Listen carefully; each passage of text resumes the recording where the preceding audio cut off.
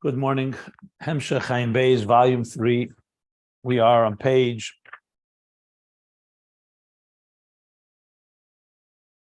1404. 1404, discussing souls and Torah. Which is higher than which? And the context was because he's been speaking about the Einei Ha'eda, the eyes of the people that provide the clarity and guidance like eyes do, based on the light of the Torah.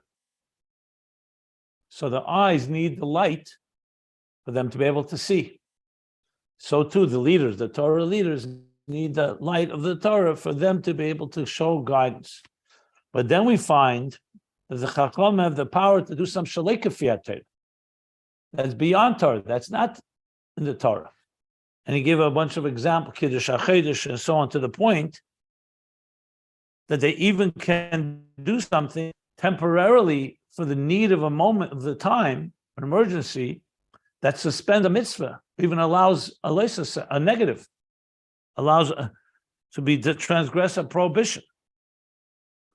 So he said, you have to say, therefore, because Yisrael, really, souls precede Torah. And that's why they have the power to permit something, the tzedach shah, for the need of the time, the moment, even though it's prohibited in the Torah. And to explain that, he began and said that we find Midrash's Chalukis, different statements by our sages that talk about which precedes which. Sometimes we find neshamis are higher than Torah in quality, and sometimes Torah is higher than neshamis. And he quoted the mitfanit ve'Eliyahu that Israel is called even to Torah. Machshavta she'Yisrael precedes Torah. On the other hand, we find also Mu'urasha, Torah is Shakil is Yaakov, like Mu'urasha is the bride of the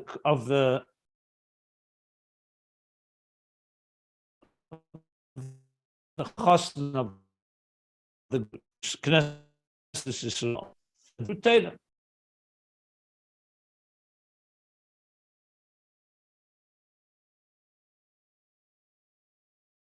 They're the three knots. We can't hear you. You're breaking up. That only for you or for everybody? We can't hear you. I was having a problem too. Mm-hmm. Do you guys hear me?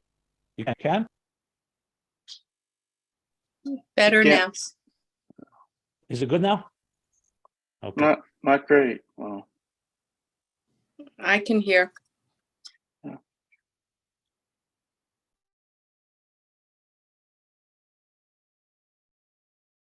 Okay. Miss Kashran, there are three bonds that bind one to the other. And Yisrael, Miss Kashran Baraisa, and the Torah binds to Kadosh Baruch Hu, so we see to God. So he explained this on top of page 1204. I'm sorry, 1404. It's saying both, but both are true. That both statements are true.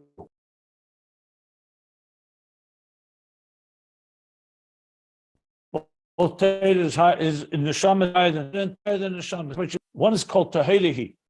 When we say the Neshama as it is in its Sheder Shemak, in its source, in its source and root and source, in Atzilus and higher than Atzilus.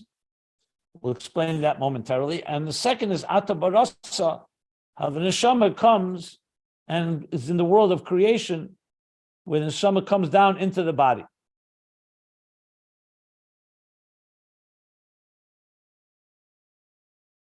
And though all creations, he explained, have a source higher than creation, like we find that Malchus of Atzilus is called by number names, Evan, stone, in the world of Daimon. We call in the world of Tzemech, Sheshana, rose, Behema, the world of Chai, or Tapuach, or apple, on the world of animal, Behema. But there, the way it is in Malchus of Atzilus, these creations are not a creation. They're not a Muhusa Mitzias at all. They're completely a spiritual entity, a divine entity. But a Neshama, even before it came into existence, into the body, into manifesting in the physical, in the world of Bria, it was divine. And also, as it comes into Bria, it retains its divine nature, whereas the creations don't. They are created entities. They're created by the divine energy, as we discussed. Okay, so there you have the neshama has two levels. What is Tahira? He explained.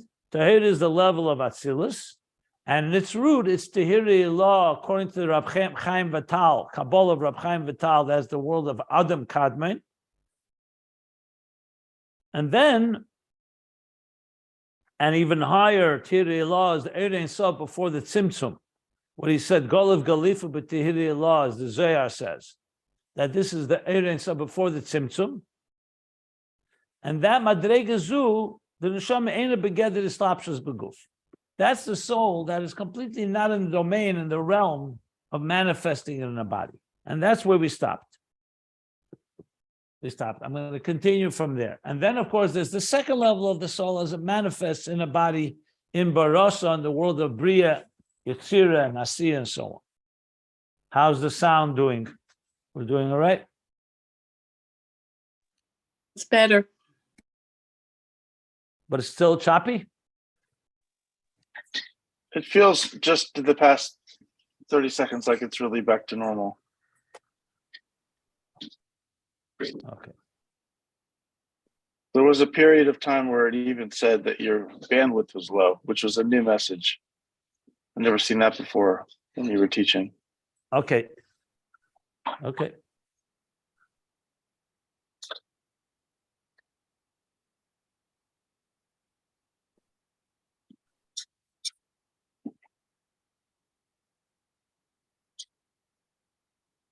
So I'm going to continue now in reading inside, almost half down the page, 1404, the line, Zud the neshama in a begeder islapshas beguf. Continue reading from there. So he's continuing to elaborate on these two levels of the soul. So it's doing much more elaborate than just saying there are two levels.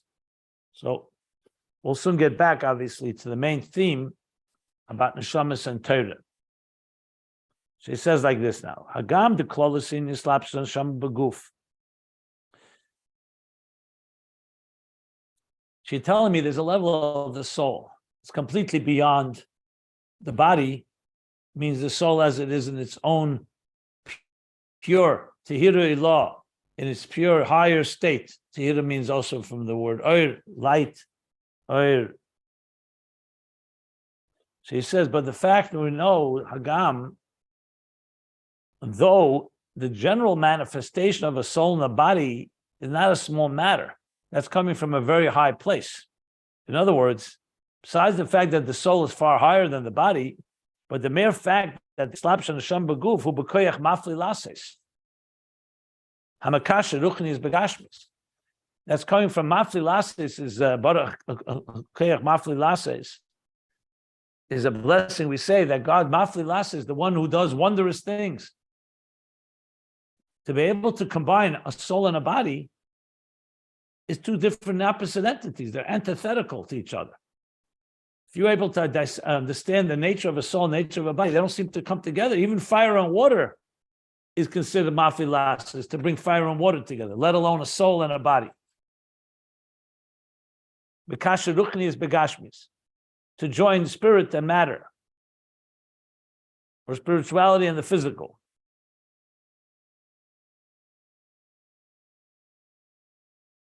So why are you saying that the neshama is higher than that this higher level of the neshama is higher than the whole area of the soul going into the body? We know there's also a koyach invested in getting the soul to join the body. Not just that the soul is beyond, the soul joins the body. So he says, however, the answer is obvious. But he says, Ayin hu, the madrega zud the neshama, this level of the soul, it's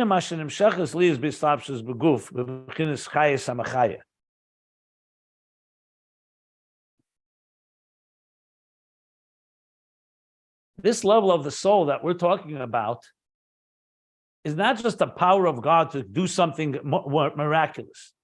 It's a level of soul that does not manifest itself in this lapsus beguf. In other words, the dimension of the soul that is engaged in giving life to the body is a far lower level than the essence of the soul above. In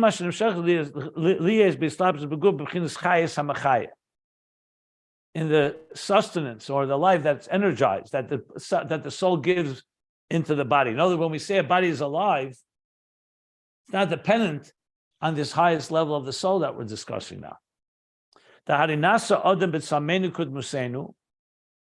Because God created the human being in our image and our likeness. What means an image of likeness? That means an image of likeness of the divine, which is far higher than how the soul comes inside the body. That's why in the neshama there's levels. They're not even in the state that you can call them the source of life of the soul as it enters the body. As shall be explained. So what he's saying is like this: that it's true that there's a wondrous power that binds soul and body, but these higher levels of the soul we're discussing, tahirihi, from Atzilus, and all the way in Ach, all the way to before the Tzimtzum, that is not manifesting itself in the soul as it relates to the body. Soul relates to the body is a far lower level of the soul. And why does it have, why the soul has that? Because the soul is in the divine image, so it has levels of the divine that are higher than what is connected to the body. In other words, Ata Barasa, Ata Yitzarta, Ata Nafachta Bi, that's the soul as it's coming down and manifesting in Bria, Yitzira, and Asi, in the lower levels of this of the soul as it manifests in the human being below. But the level of Tahiri, Neshama and Sat Tahiri, that remains Tahira, is a level of Atzilus and beyond that remains above what's revealed within us. The part of the soul that manifests to energize or to sustain or to vitalize the body, that's the level of Barasa, Bariya, and Yetzira. Those are the levels of Nefesh, Ruach, Neshama, which correspond to Asi, Yetzira, and Bria. And in that itself, the primary part of the soul that gives energy to the body, is the lowest level. That's what we say, you have blown it into me, you have instilled it, breathed it into me. When we say that's the lowest level of nefesh.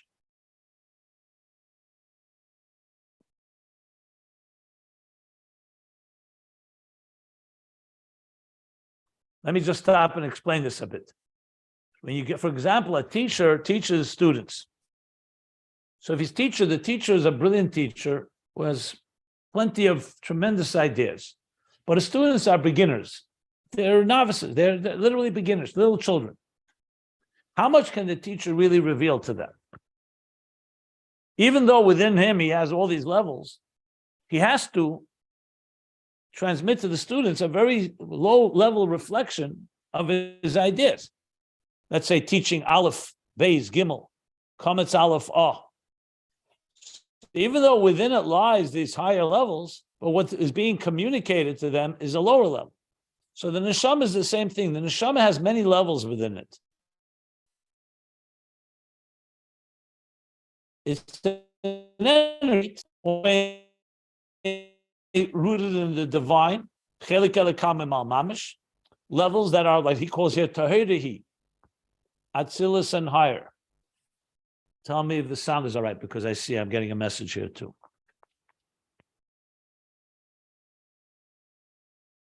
All good? Okay.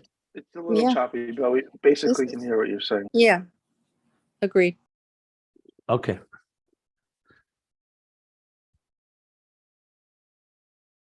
So the neshama too has all these higher levels, but when it comes to how much energy of the soul is going inside the body, it's only a minimal.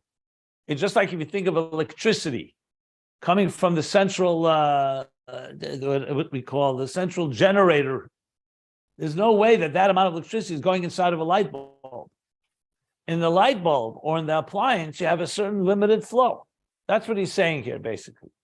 That the nefesh, which is the lowest level, is the soul as it's tailored, ben atanafachta be into the body. The ruach and neshama is a little higher, but tahira is even beyond all of that. Just to give a little example to understand what he's saying here. The ruach and neshama will continue reading. So that's nefesh. Atanafachta. The ruach and neshama, the two higher levels, ruach, which is yitzira, yitzarta, and neshama, which is bria, barosov, or barosa. Interesting, he used the word barosov, yitzarta, that's a different verse. Ata barosa, ata yitzarta is the prayer, elekai neshama. Barosa yitzarta is from the verse, lekvedi, kol anikar rishmi, lekvedi, barosov yitzarta afasisiv.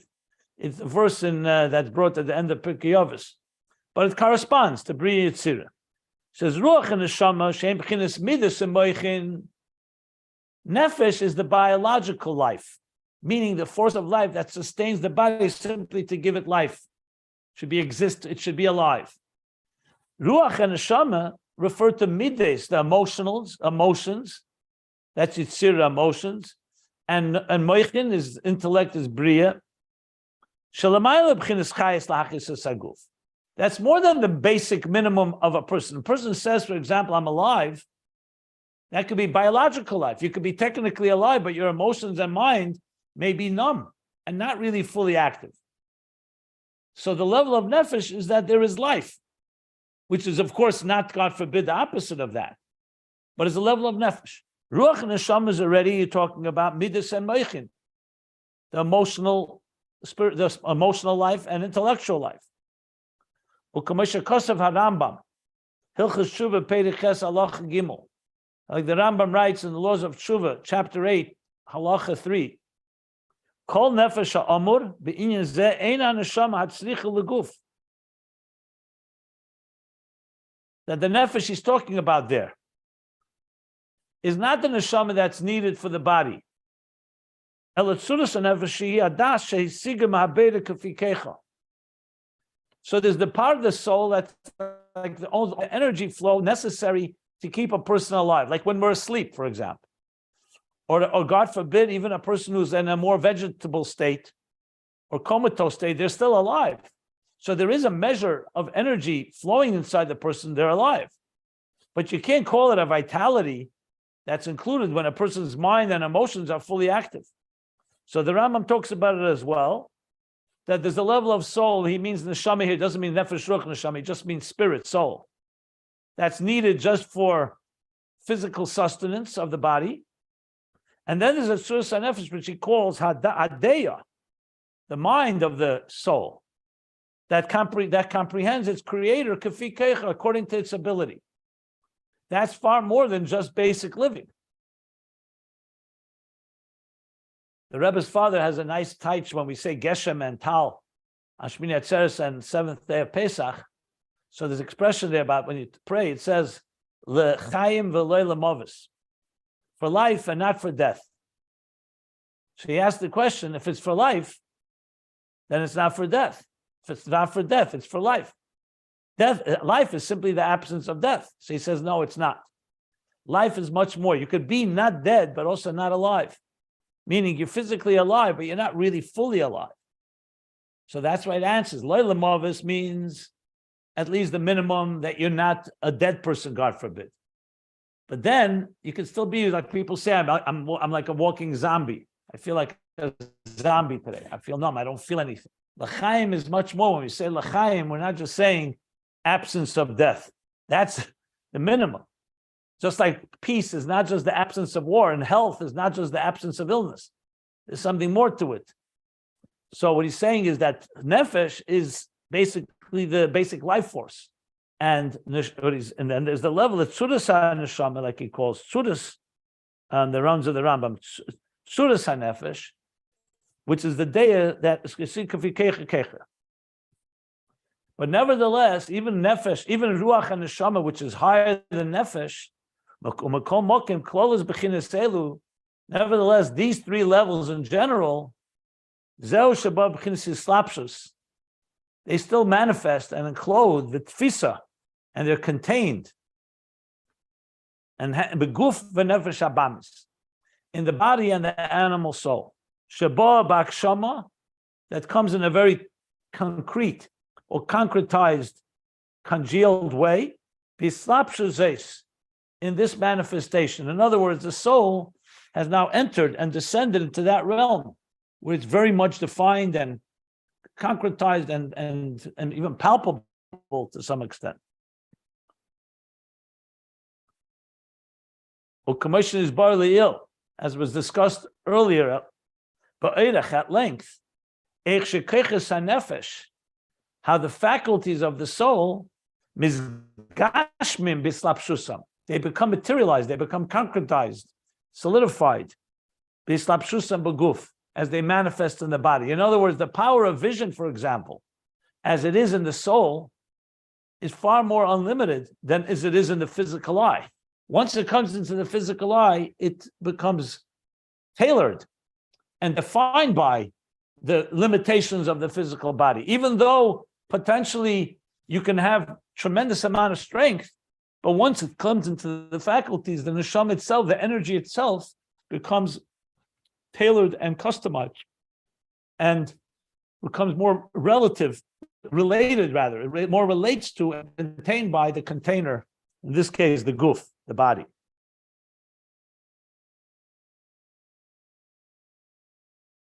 And furthermore, the body and the animal soul, mylimim, they conceal, umastirim, and cover up, ala oris eran neshama, on the reflection of the light of the soul. Shal zeh nemer, yoinosi b'chagoi hasela, b'seiser hamadreges. Yoinosi, my dove, my beloved one, is concealed in the rock. The Seiser HaMadreges, concealed. In other words, the soul itself is a higher state, but as it enters into existence, into the body, it becomes concealed. Like it says elsewhere, and was also explained above, correct?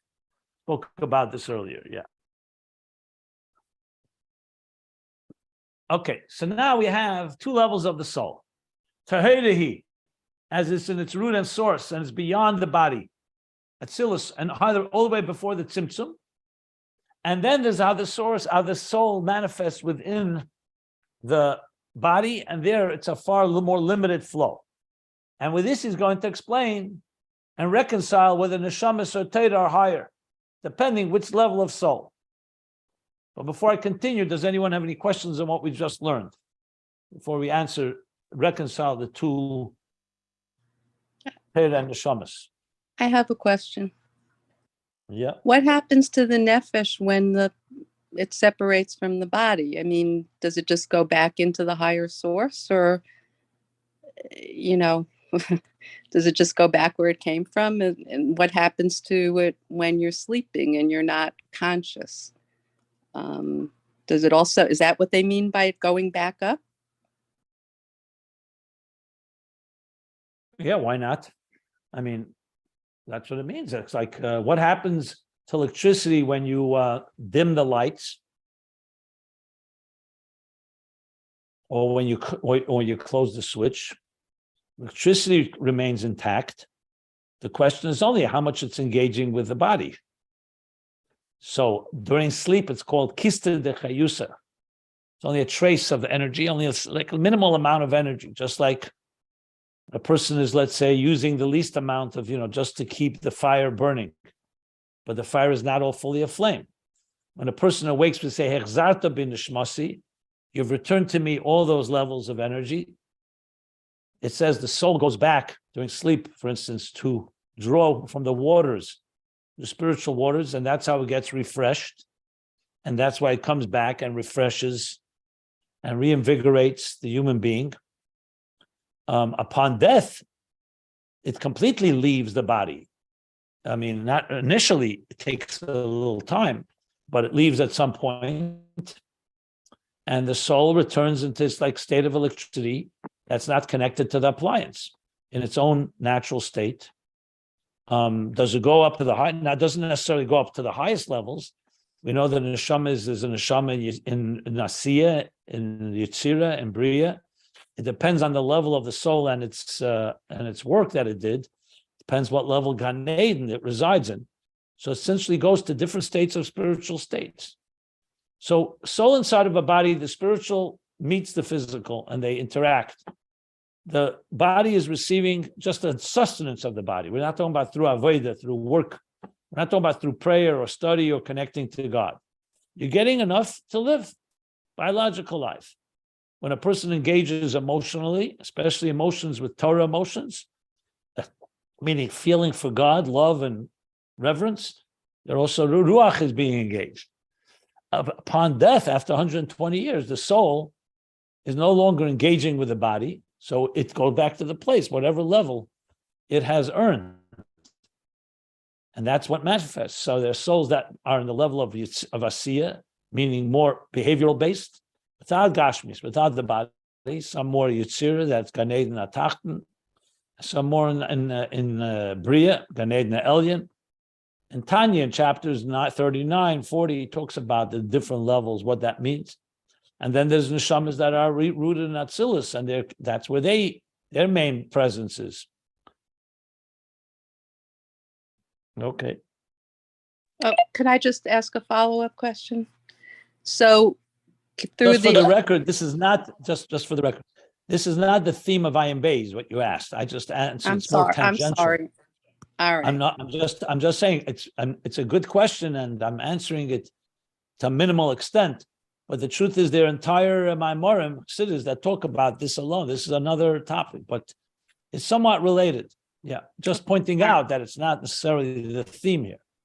All right, then I won't ask the follow-up question. No, you could ask. Go ahead. So when you said it goes back up to Asiya or Bria or Yitzira or Since you're Tzilus. in the class, since you're new to the class, you have a grace period before Thank you. start. All right, I'll I'll just ask. So can you go up to a different level than where you came from? In other words, through the avodah, can the soul then when it leaves?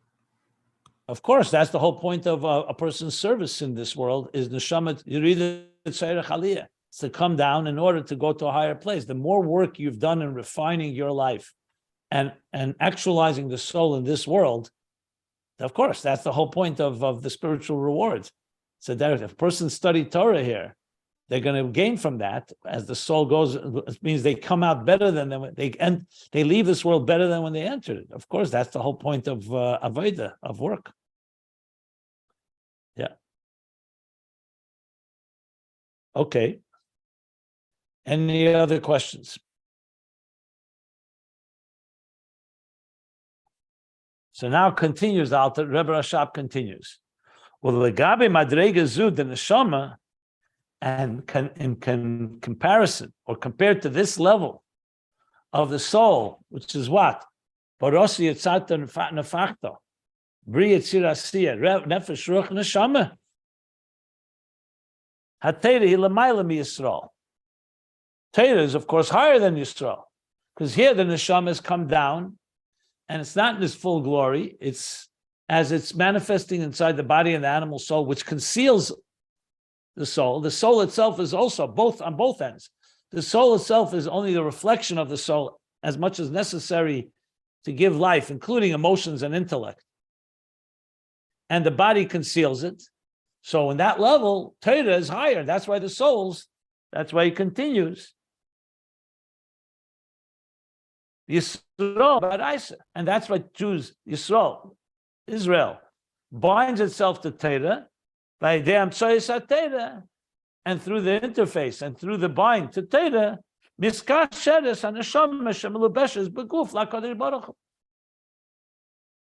soul, as it's manifests in the body, connects to God. So even though the soul is rooted in godliness, but it's come now down to a level where it gets concealed, and the soul itself is not in its whole pure. It's the energy as it manifests inside the body and animal soul. So the Torah serves the role of elevating the soul and connecting it in a field way to the divine. 2 pages back, when he spoke about neshamas and Torah, he said exactly those words. B'chinas helam v'atera b'chinas gili. The Torah reveals it. So the Torah is by dezeh, and through this bond, Yisrael miskashram ba'araisa, the Israel connects the Torah. Torah illuminates the soul and guides it, like we said, like the eyes. So the light of Torah is guiding the eyes. And through this, the divine energy is transmitted into existence, into the worlds. And that's what it means, that a Jew is supposed to learn Torah. Torah is Torah air. It provides the light to the souls, to guide the souls in this world where the neshama is concealed to some extent inside the body. So in other words, if we didn't learn Torah, even though a soul is rooted in the divine, how would it know how to live and how to guide its life? Like it says, halichas elam loy, that the paths of this world are his. So it says in Chazal that al tikra halichas ela halachis. Halichas means both movement, a journey, but also means the Torah, the laws of the Torah. And that's how we journey in this world. How do we travel? So if you have a vehicle, but you don't have lights, you're not going to know how to go. It's a dark world. So though the neshama itself is like the eyes, like we learned earlier, but it needs that light of Torah to illuminate the paths in this world. That's neshamas as they manifest in existence, in the body and the... And now he explains what is halichis, plural, not halicha, one path or one journey. Beis halichis, talking about 2 journeys. Milmata lamaila, from the bottom up, umamayla lamata, and from the top down. Remember now why this is why I was emphasizing this so much, because up to page 1350, he was talking about arimim chelakaya melech, from the bottom up, the journey that we initiate and generate from the bottom up through our prayer, through our reaching upward, through our hunger, through our darkness, through our distress, and we reach very high levels through that. But then there's Torah, which is Mamayl Lamata. Torah is given to us by God that gives us guidance and direction and light to tell us what God wants of us in this world. So he's saying the halichas is both halichas here. We'll soon discuss this in Torah itself, as you'll see in a moment. Even though I just said it's tefillah and Torah, but Torah also has both top down and bottom up and top down.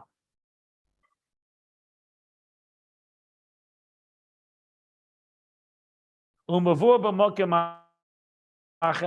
it says, explained elsewhere, this actually is to me a somewhat question. I wonder why the Rebbe Rashab says Mavur b'Makom Acher when it's 500 pages in Ayin Beis. When I read it the first time, it always perplexed me because this is exactly what he spoke about. Big part of Ayin Beis was this, that what? Mavur b'Makom Acher, the Momat l'Ma'alu ha'idei tefillah.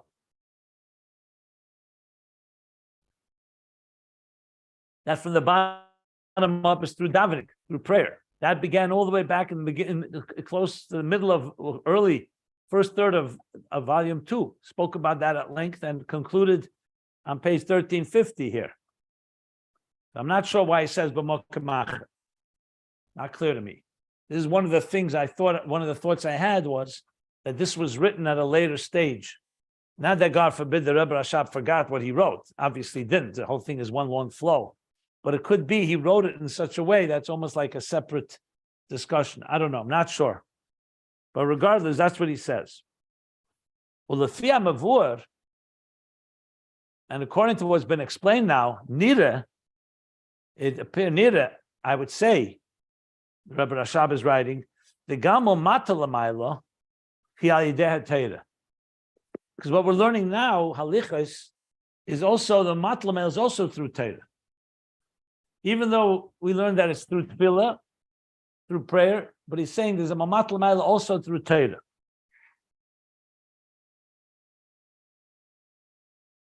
Matlab also comes through Torah. V'hu inyan sheYisrael miskashroin baraisa. That's mamatla l'mayla. So even though the Torah was given to us, but Yisrael, we bind ourselves to the Torah, and that's from the bottom up. We come, we learn Torah, and we bind ourselves. And through Torah, we bind ourselves to Kuchabrichu. That's a mamata l'mayla experience from the bottom up. Yes, it's true. It's not like tefillah where it's completely generated from us. Here we are learning a Torah that was given to us, but there's a part of it that's initiated by us.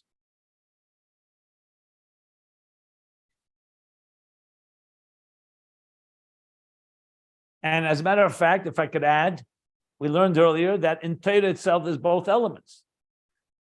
When you learn Mikra Mishnah, it's more Mamai Lamata. Mikra Mishnah given to us, the revelation. Even Mishnah, which is Torah Sheba'al Peh, but it was passed on from Moshe. Talmud, we learned, is a real Mamat Lamala because we have to exert ourselves in the face of confusion and lack of clarity and darkness, but Machshakim, in the darkness, to figure it out with our own minds. So in Torah, we also learned this mamat l'mayla, mamay l'mata mat l'mayla. He doesn't make reference to it here, but it could be that that should be included in this conversation here. And then he says something even furthermore. V'tzarech leimer, in the parentheses, you have to say shehi iskashus al yene yesed, that the connection, the bond that we make through Torah, mamat l'mayla Yisrael, connecting to Torah and Torah to God, is al yene yesed mikamei al de'at tefillah, is higher than the bond that comes through davening.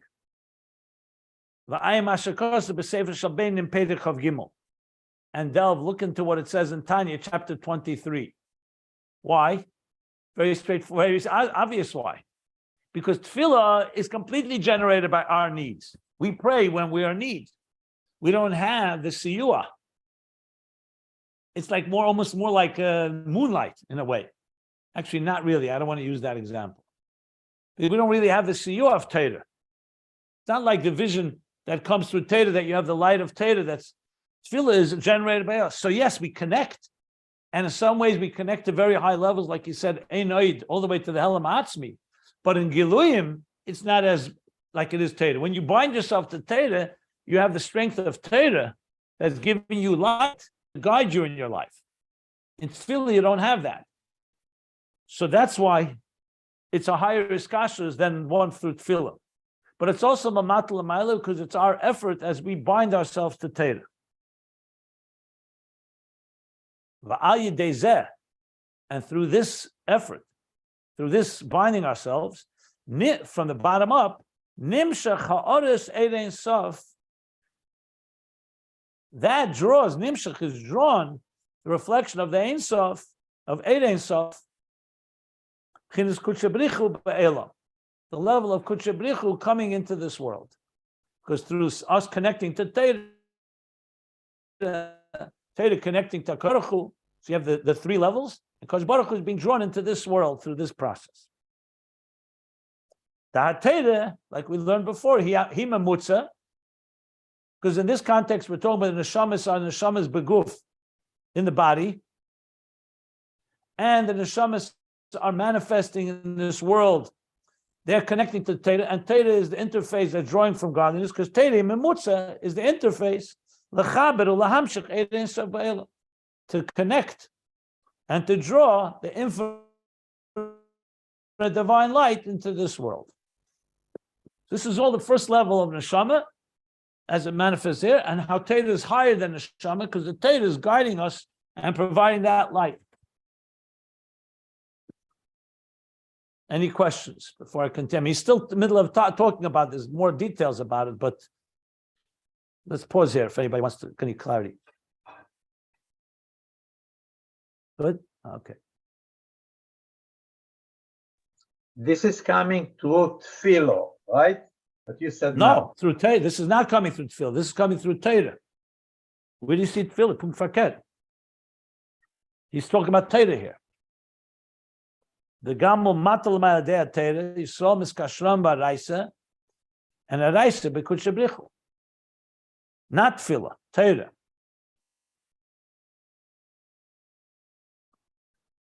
U'kamoshe Kosav, like it says, Oita Er Kisalma. That God wraps himself with light, Kisalma, like a shirt. So just like we put on a shirt and we wrap ourselves in a shirt, Eita Er Kisalma, what is he referring to? Shekoy ala Teira. This verse is talking about the Teira, Shenikra Salma, Lashon Levush. The Teira is called a garment, from the word Levush, like a Samla shirt, like a garment. She Levush Shal Kodesh Baruch Hu. The Teira is the garment of God. Shal Yidesha Mislabish B'Levush HaTeira. That by God dressing himself up and clothing himself in the garments of Teira, that's the Eir. So Teira is Teira Eir. Eita Eir Kasalma, the Eir of Teira, he's enclothing himself and wrapping himself in the Eir of Teira like a garment. And through that garment, Nimshach comes Eir Ein Sof into existence. Had you not had the garment, the Eir would be too intense. But now the question is, so what's the difference in Eir and Salma? He said, Eita Eir Kasalma, the Eir has become now like a garment. So he says, V'inyan Eir v'Salma, and what is the inyan of the Eir, the light, and the Salma, the garment? Zeo Beis Madrega Shebemutzah the Teira. These are two levels in the interface of Teira. B'chinas Eir the Teira, the light of Teira. Zeo Mashakulu M'chinas Eir Ein Sof Abilti Bal Gvul, Abilti Bal Tachlis. That's the Eir Teira, the undiluted, unfettered light of Teira that encompasses from Eir Ein Sof, that's unlimited. Bilti Bal Gvul, unlimited, infinite, and without any limits, without any end. So that's the Eir of Teira. So Teira has that because we're talking about a mamutza. For the Teira to connect God and Israel and ultimately shine into the world, so the Teira has to have one hand. It has the divine light in its full glory. Ubchinas Salma, and the level of the shirt or the garment.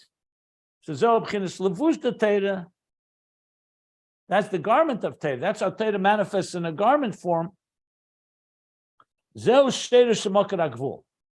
That's the root and source of Gvul, because the Eibishter has both Eir HaBli Gvul and Eir HaGvul.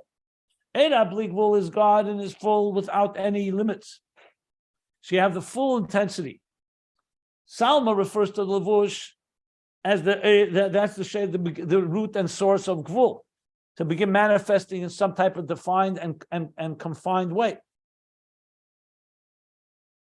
Shari kol dine halachas de Teira, because all the dini, all the laws of the rules of Teira, hem mugbolim, they're all defined, they're all limited. None of them are bligvul.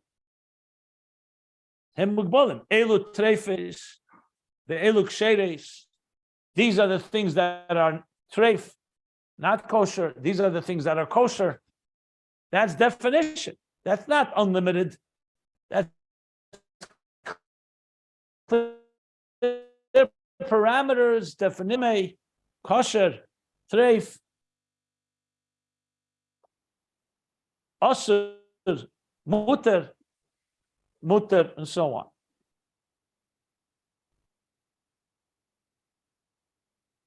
How's the connection? Not great, but it's enough where we can understand what you're saying. No, because I got a message. That's why I see something pops up on the screen here from time to time.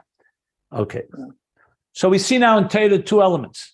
The Eir of Teira is more the Blikvul of Teira. The Levush of Teira, Salma, is the way the Teira manifests in Gvul.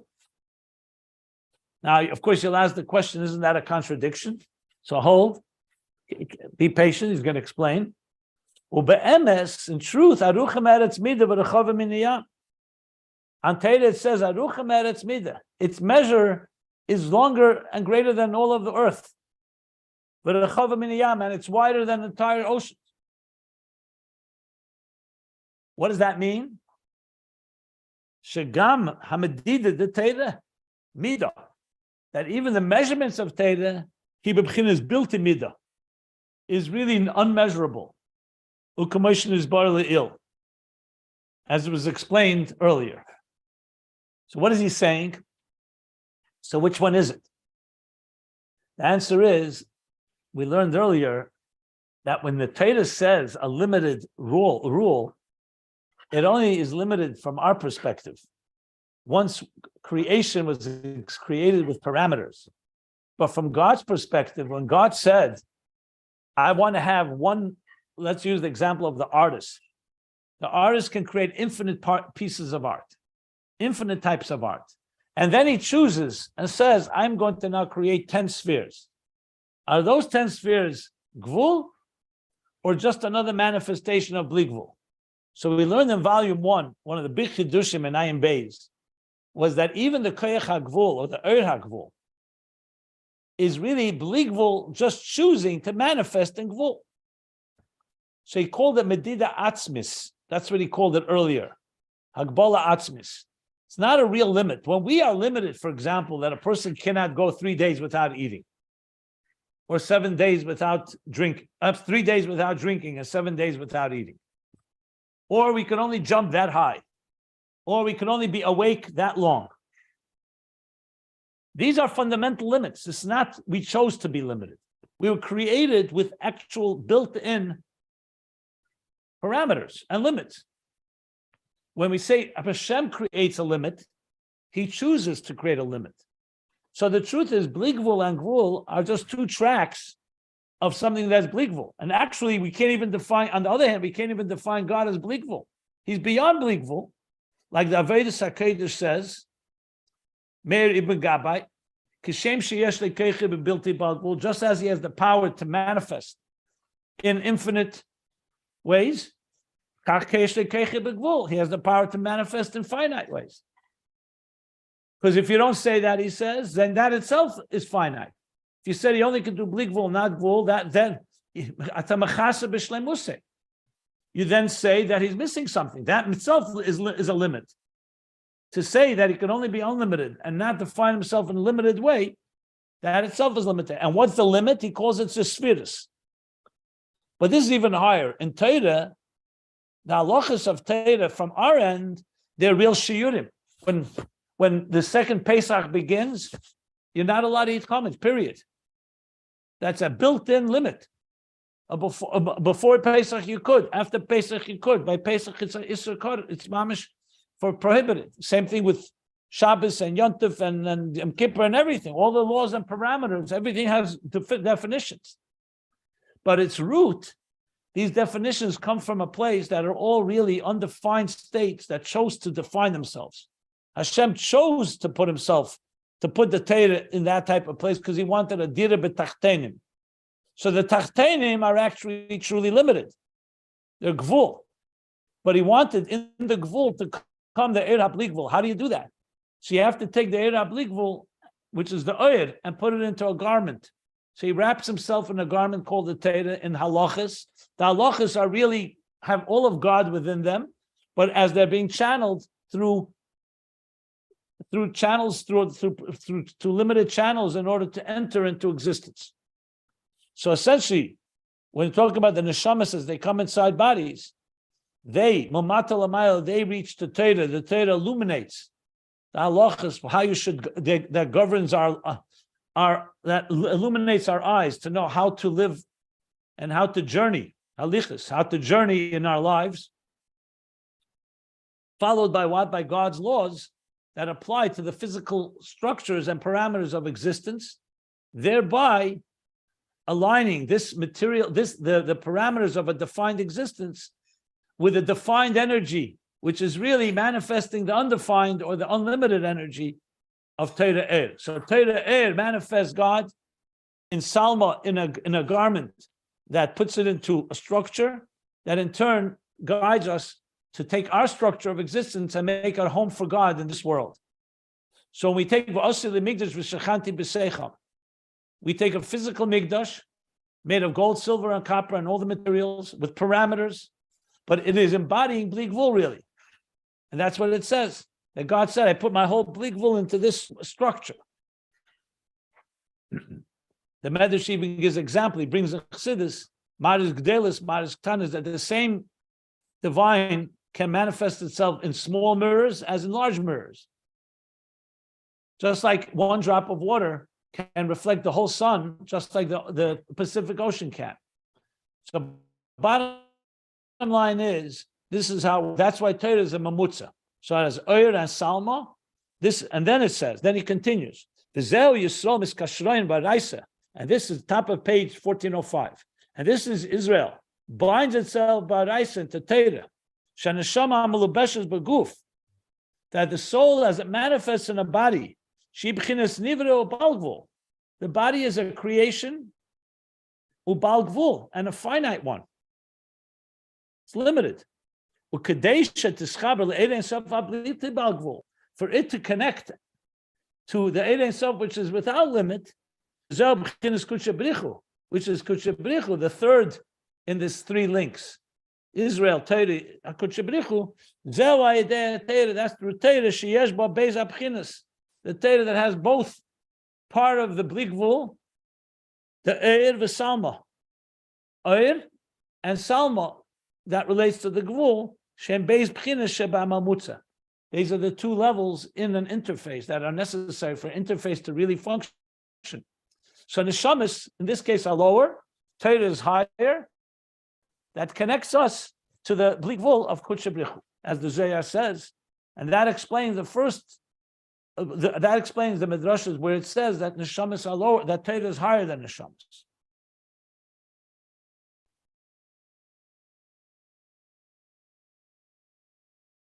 We still have to contend with the fact that the body conceals godliness, but he's going to talk about that in the next few lines.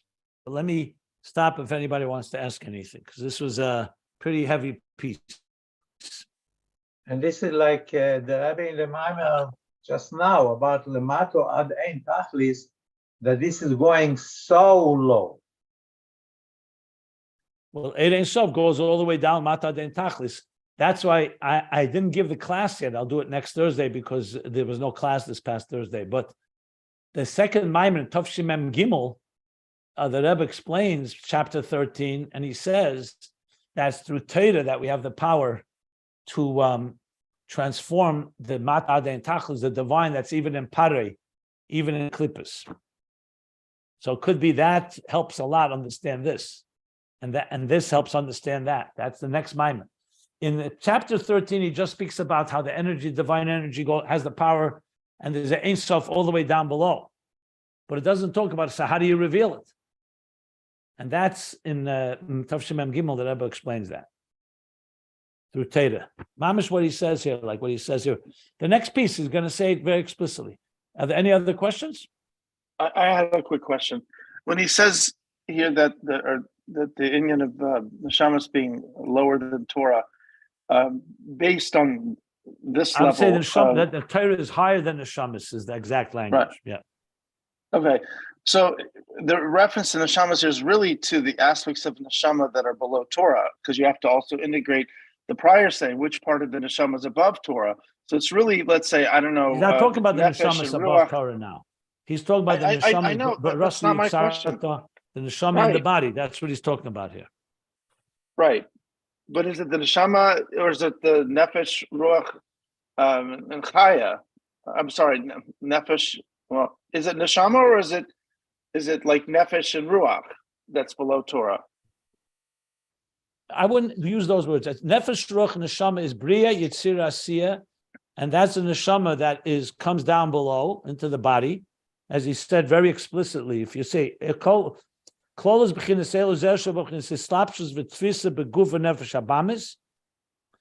and based on that level, the Torah is higher than that. That's why the nefesh, the neshama reaches up to Torah to connect it to Hashem.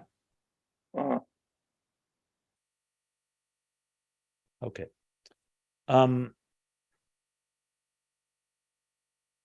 V'avgam, continuing on, third line, page 1405. Now, what do we do with the fact that the guf and nefesh habamis also conceal the soul? How does the Torah deal with that? So he says, "V'avgam da guf nefesh habamis ma'lim mastirim aleira neshama," and considering also, and also the fact that the body and the animal soul, like he said before, besides that the neshama gets more concealed, and it's not the highest level of soul when it comes into the body and animal soul. It's also the body and animal soul, ma'limim, they conceal and they cover up, like he said before, al eira neshama, on the light of the soul. Nevertheless, considering even that, yesh b'koyach haTorah, we have the power of the Torah lishber es hahester da nefesh habamis, to break through, to pierce and break the cover up of the animal soul, ulahetzi memizgar asir, and to take it out from its from its captivity in its prison, where it's sealed up. So when you have someone that's a captive in prison, you need someone to free. And that's what the Torah does. It breaks open the prison of the nefesh habamis, where the soul can be trapped or concealed, and frees the neshama. Shezeh inyan, another aspect of Torah, oiz v'teshia. When we say Torah is oiz v'teshia, power and strength, power and salvation, power and strength. Shatera b'chinas oiz l'nefesh alikis. The Torah is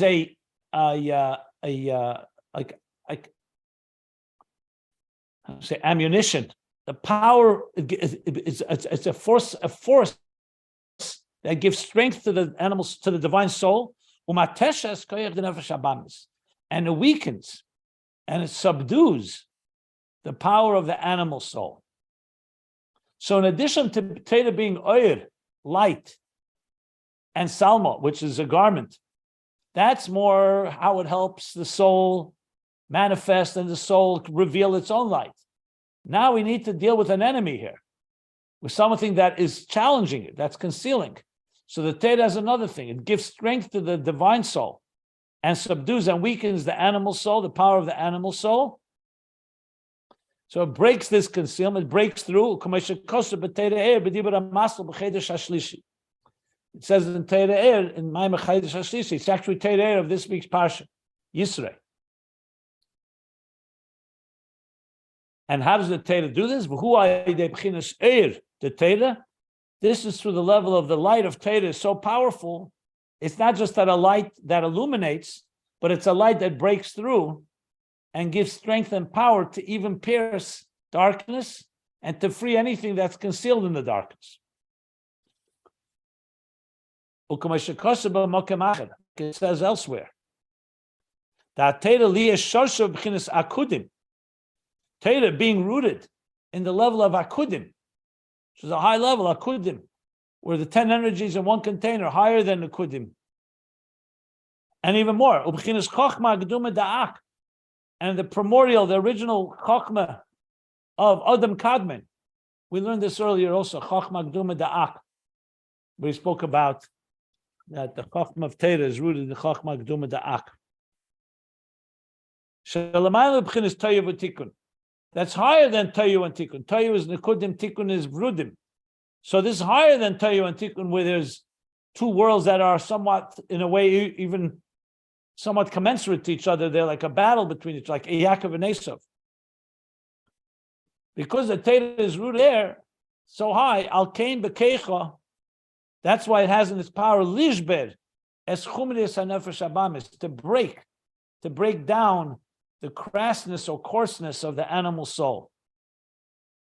Ukumesha Amr Razal al Posuk, El Ginas Oguz.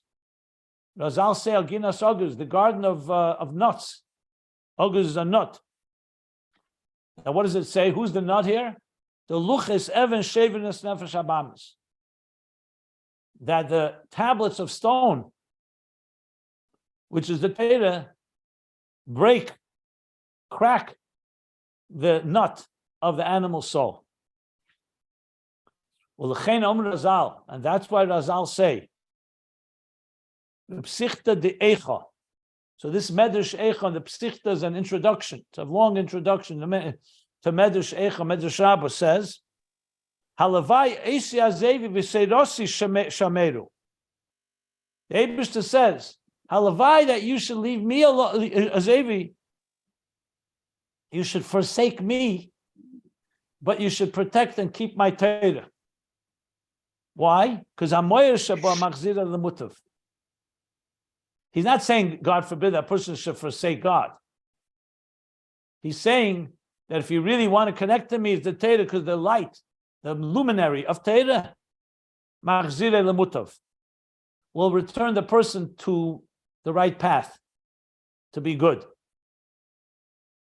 So Levayis means that even you may forsake me, but if you keep the Torah will bring you back, because there's a moyer in the Torah.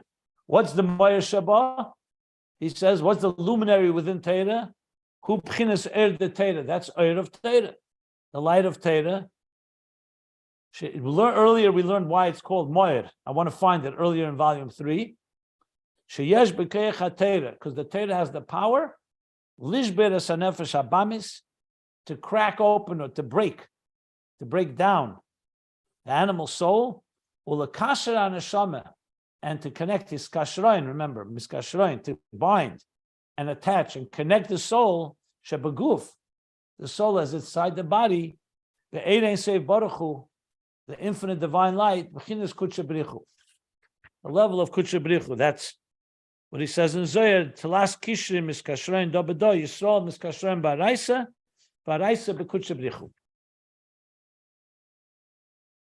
So this is the level where Torah is higher than Neshamas, because Torah is serving the role to help us, the Neshamas that is, as they are in this world,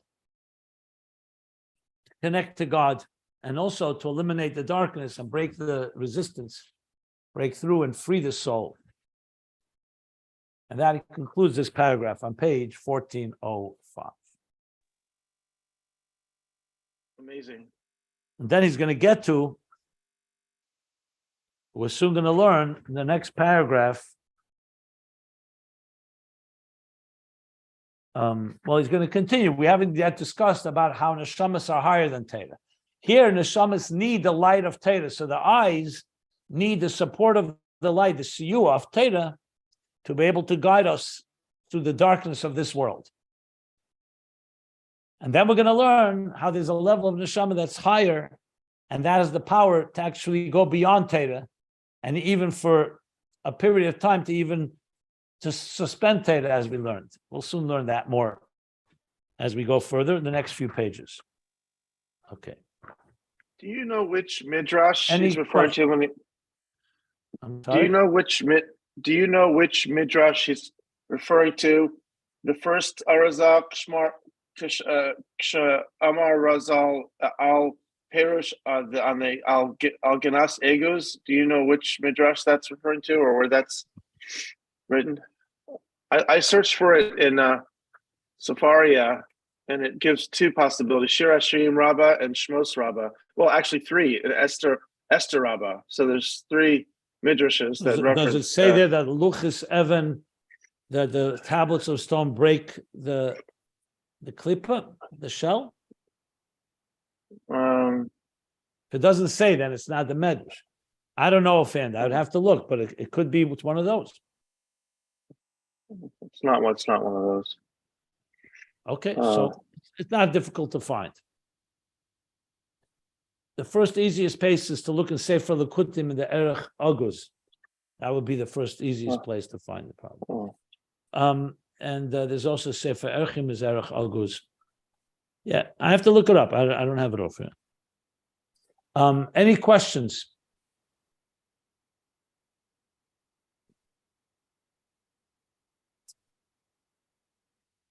Questions? Okay.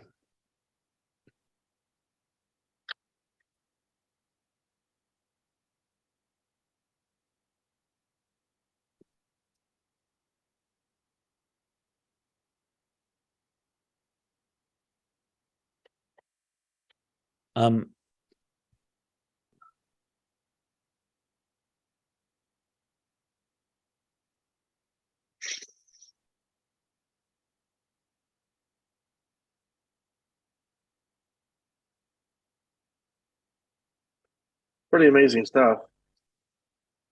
I mean, really powerful. Really powerful.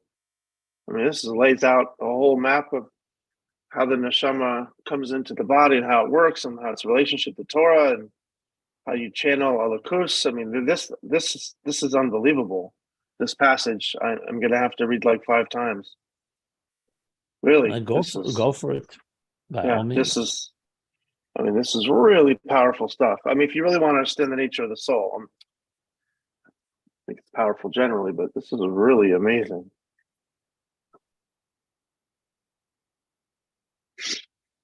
Yeah. Really amazing.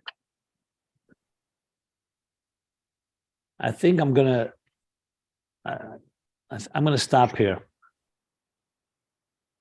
I'm gonna stop here by the end of the paragraph on page 1405. Now, maybe I should have announced this earlier, but I will not. I'm traveling out of the country tonight, so I won't be here tomorrow, Monday, Tuesday, coming back Wednesday morning. I don't think I'll be back in time for this class. So most likely Monday, Tuesday for sure, Wednesday perhaps as well. So the next class would be Thursday. But you can feel free to use the Zoom room to learn together. Thank you. Rabbi Simon, could we say after what we learned today with the Torah, what it's doing for the neshama, and it's going through and through, to add also from the Maimer from Yud Shvat, that all of this is starting with the essence of the Melech, shayches to this Indian,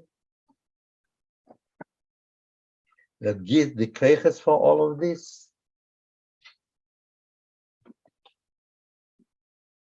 I would be careful not to connect it to this, because that may very well be, those H's sound to me more like the Helam Ha'atzmi that he spoke about earlier in Ein Oid, because that comes from L'mayla Mayla Adein Ketz, which is Helam Achad Helam. In Bas Legani now he's talking about Lamata Mata, which is Gili Achad Gili. So the only way you want to connect it, if you bring everything together, everything we learn Mamata Lamayla, like Ein Oid, where you're reaching the Helam Ha'atzmi, that would be like the Oitzer. And here with Torah, it sounds more like Lamata Mata, and Torah Eir gives the power to transform and Megala Eir Ein Sof with the Neshama. Doesn't sound like he's talking here about the Eitzer, which is a Helam Ha'atzmi. That's earlier in Ayin Beis, if you want the context.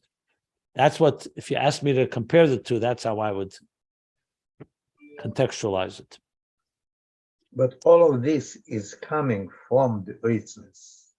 Who says Lamata Mata Adin Tachlis is not the Eitzer?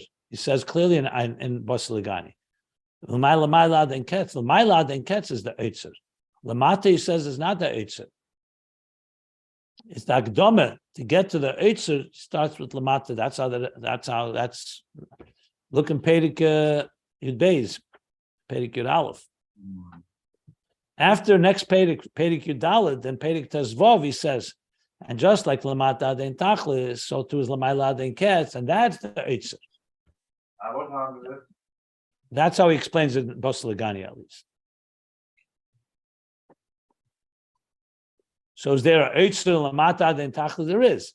But the Eitzer he's talking about there, the Eitzer Hanela Ayin Kol Reya, that was never revealed, that's given to the Anshe Chayil, the Vazris Eitzer, that he's talking definitely L'mayla, Helam Ha'atzmi.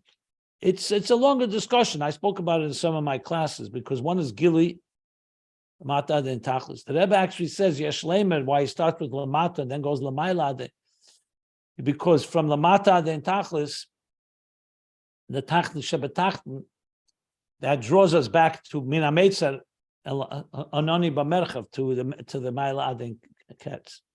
The Rebbe says that in the Sikh of Yud Shvat Tov Shen Chov Gimel.